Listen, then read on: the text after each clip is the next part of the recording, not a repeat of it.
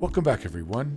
I hope you enjoyed that retrospective. It was the build of a park garden maze that I created back in September. I was looking for a clever way to kind of expand my repertoire, as it were. I really enjoy the park DLC. I like creating custom parks. I'd never tried a maze before. They are common features in public and private gardens.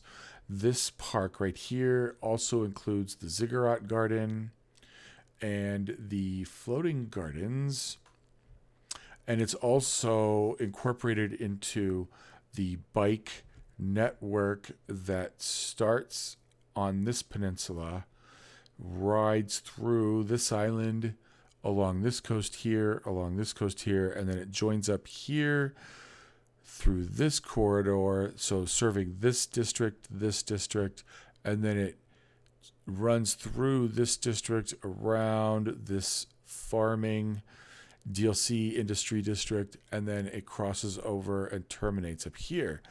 And so the biking path is an essential part of the maze. The maze was a lot of fun to build and decorate, but Sims are not just going to visit a maze. There is a chessboard at the center of this, but obviously you could see it's not getting very many visitors. So it is possible that Sims would visit that chessboard, but I wanted to give Sims a reason to use this maze, so I created I created the maze by changing over some of these park paths to bike paths. And you can see that Sims are traveling through this maze. Part of what facilitates that transit is the use of anarchy to create these little crossover paths to make the journey quicker, because I want them to see this as a journey that's they need to recognize it as a fast journey for them. If there's other journeys that are faster, they'll take those other journeys. So there's an other path that crosses over right here as well. So that was kind of fun and cool. This park itself is not making that much money, but hopefully over time, as it becomes a major locus for transport, it will begin to develop some better cash flow. But talking about the park kind of opens me up to talk about the theme for the whole video, which is beautification. You can see I have all these suburbs that I need to fill in. I've created the road networks. I've created some mass transit networks, but I need to be zoning housing and doing some beautification. Well, what are we looking at here? Originally, I was thinking these videos would last somewhere between 25 and 45. When I look at this, I'm starting to wonder if this might be a video that ends up towards the 45-minute range. I'm really not sure, but there's some work that's already happened off camera. Beautification in this neighborhood here, a little bit of reworking of zoning and beautification in this neighborhood, but there's some more work that needs to go on in this commercial district. And then I'm kind of looking at this whole area as one cohesive unit. And so I want to get some zoning down over here. There's a park that will go in, and then beautification of the whole area, which I want to try to make a little bit uniform. So what I mean by uniform is, in this neighborhood, I have some cherry blossoms lining the streets, and then these cedars from Mr. Mason's inventory in between the buildings. What I really like about these trees is the trunks are long and the branches end up not encroaching on the houses. So what I'd like to do is have that be a theme that extends across this entire geography.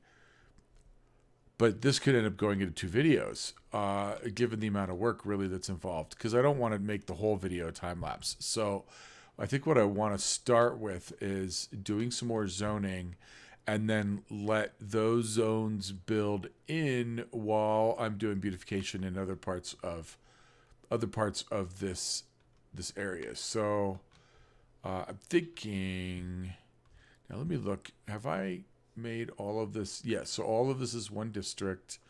Now let's see,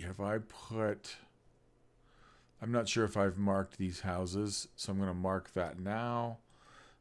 Something I noticed after I laid these streets down was I actually have the capacity to have slightly bigger houses in this neighborhood, so that's going to be the goal here. I think I'm going to continue with the commercial on the road here. Although I don't know what we'll do here because I'm really not digging the one tile commercial buildings, and I don't know if I want that much noise too close to residential houses. But let's just start plopping zones. And I'll just say I want to be as transparent as I can about inspiration as I've watched other videos. And I have to say that Flux is one major inspiration. He's so precise. He's so precise in how he designates his housing. He's probably the first videographer I saw that helped me see. Now, this is not going to be a 4x4, not going to be a 3x2 either, but helped me to recognize that it's possible to designate a width and a depth to the houses. Oh, that's interesting. So once again, I haven't smoothed as well as I could have. Let's see what that looks like. I don't like... Okay, so already I need to pause.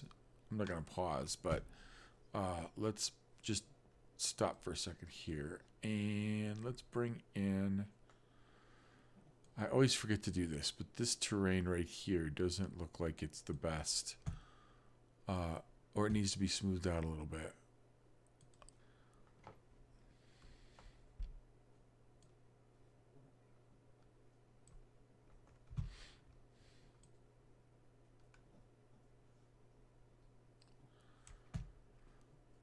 And maybe it was only over there on that other end. But I really don't want that deep indentation there. I may have to add some more streets here in this neighborhood too. We'll see. So let's try this again. Oh wait, I'm not even... It's probably a good thing I made that error because I'm not even using... I don't want to be putting in dents here. I want to put in light density but bigger lots. So anyways, he's so precise, especially if you watch Fluxburg. He's very precise in the size of the plots he lays down. And so like a lot of my plots have been two-tiled, and I thought, well, heck, let's see what we could do if we make a neighborhood four-tiled. So that there's some variation from one neighborhood to the next. Now this, okay, we're going to leave that empty. Let's flip this around. Do the same thing over here. See, this could be a long video.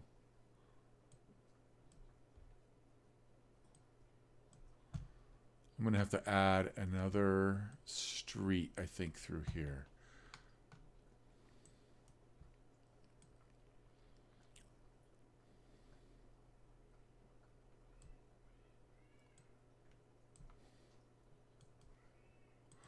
I'm fastidious about getting rid of trees because I like to plant trees, and so I'm often worried about my tree count.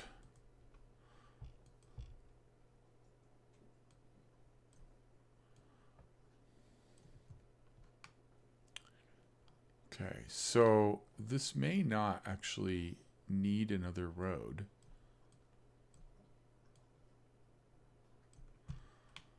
There's a little bit of separation here, but maybe we deal...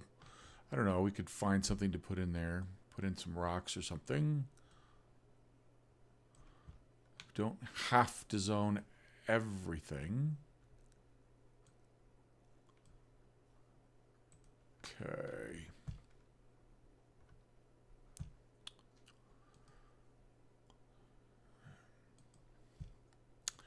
may lose a little bit here.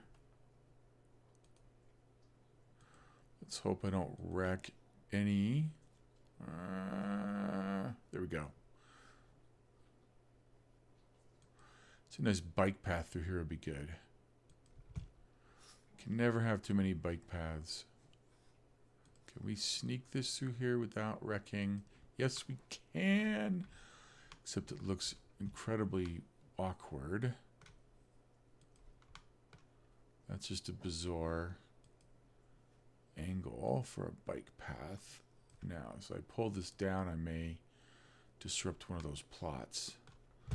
This right here doesn't look very good. So I may have just wrecked one of those plots there. We'll see. Who wants to ride a bike on the side of a hill? Okay.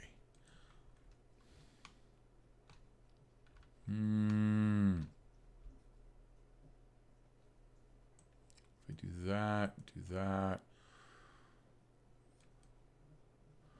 Yuck.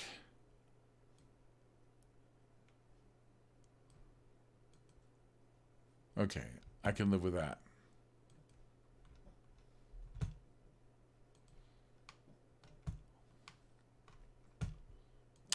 And yes, we do have water. We do have electricity, although I'm going to need to keep an eye on my electricity. Now, okay, why did I not zone here at the end? Probably because it was a twofer? Yeah, that's why. Okay. Now, the way I have this, nope, they line up perfectly. Okay, I was worried that where I have that bike path was going to disrupt my lots, but it doesn't look like it. Beautiful.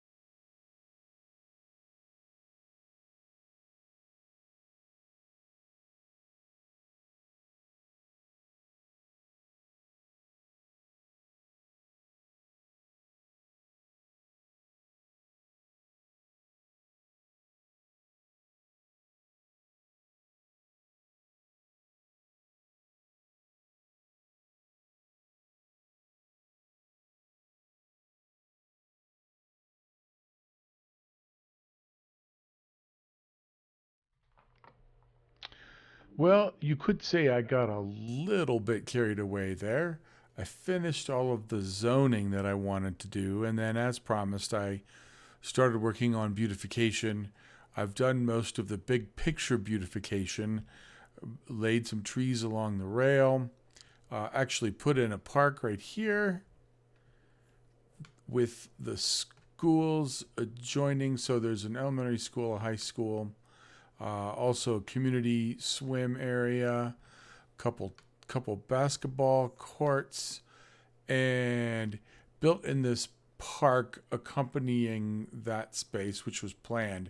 Then what wasn't planned was adding in this combination cemetery and church, which doubles as a crematorium.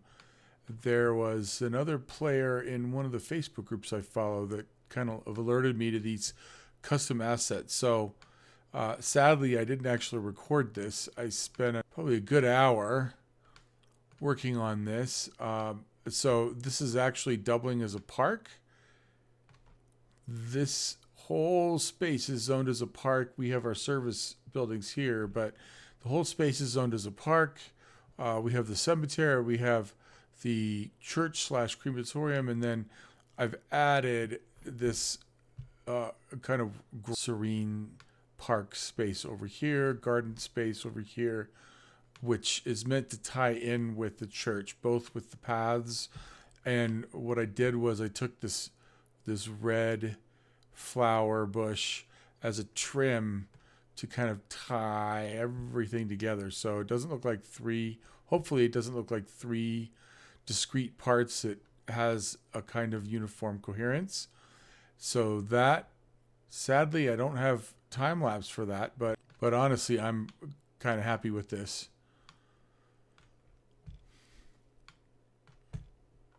So we're going to finish with another monorail ride through another part of town. I want to show how I tied in this monorail network with the existing one. So that'll be the last few minutes. Next video, what I'll do is, as I said, I've done most of the macro beautification, trees in the forests, long rows of trees on the rail, but you could see the suburbs here are still pretty open. So all of these buildings are leveling up really well. Not all of them, but for the most part, they're leveling up fairly well. And that was part of the plan, that I'd work on beautification while those buildings were leveling up. But now I have to beautify this whole neighborhood. One tricky piece here will be over here. Let's see, in this stretch, I used the cedar in between the houses. I thought it was a nice spacing tool. But these houses don't necessarily have quite the view that one would expect on a hillside. Over here, these new houses over here, this is the trick. These have not an unspectacular view. If I'm living in this house, right here, and my developer proposed that they were going to plant a bunch of trees in my backyard, I might not be entirely happy because I'm kind of digging the view I have right now. So from a macro perspective, I don't know exactly to what degree I want to replicate the cedar. I might try to find a shorter tree, and I might use them more sparingly because, I mean, if we're going to be real about it, and I think realism is a pretense, but if we're going to be real about it, then, you know, these people are paying for this prime real estate for these gorgeous views. And I would not be doing my job as a developer if I were to fill all this space in with trees. So I've got to figure that out. But that's where we're ending. So if you are still here after all of that, I want to thank you for taking the time to watch this video. I hope you enjoyed it, and I'll see you next time.